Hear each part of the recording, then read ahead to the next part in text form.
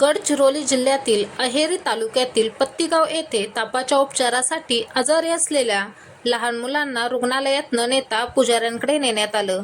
परिणामी उपचारात हयगय झाल्याने दोन्ही भावंडांचा मृत्यू झाला. या भागात रस्त्याची स्थिती बिकट आहे. शववाहिका पोचत नसल्याने पालक दोन्ही मृतदेह खांद्यावर टाकून 15 किलोमीटरपर्यंत चालत त्यांच्या गावाला पोहोचले. हा व्हिडिओ व्हायरल झाल्यानंतर जिल्ह्यात संताप व्यक्त होत आहे. रमेश वेलादी यांना 2 मुले. एका मुलाचे नाव बाजीराव तर दुसऱ्याचे नाव दिनेश. बाजीराव हा 6 वर्षांचा तर दिनेश 3.5 वर्षांचा. 4 सप्टेंबरला रमेश वेलादी यांच्या बाजीरावला ताप आला. पाठोपाठ दिनेशही आजारी पडला. आई वडिलांनी त्यांना पत्तीगाव परिसरातील एका पुजाऱ्याकडे नेले.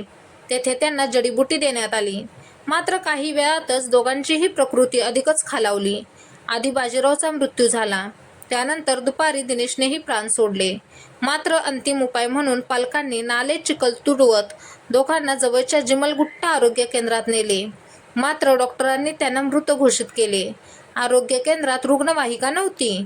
त्यामुळे डॉक्टरांनी देवलीपेठाहून रुग्णवाहिका बोलवण्याची तयारी केली. पण दोन्ही मुले गमावलेल्या वेलादी दाम्पत्याने सैरभैर होत दोन्ही शव खांद्यावर घेऊन पत्तीगावची वाट धरली.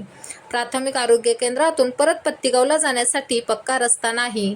त्यामुळे दोन्ही मुलांचे शव खांद्यावर घेऊन आई वडिलांवर नाल्याच्या पाण्यातून व चिखलातून वाट काढण्याची वेळ आली. याच अवस्थेत ते पत्तीगावला पोहोचले.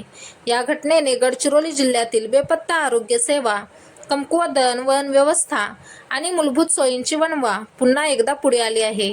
या घटनेने परिसरात हळहळ व्यक्त होत आहे. त्याचबरोबर अजूनही काही भागात अंधश्रद्धेवर विश्वास ठेवला जातो.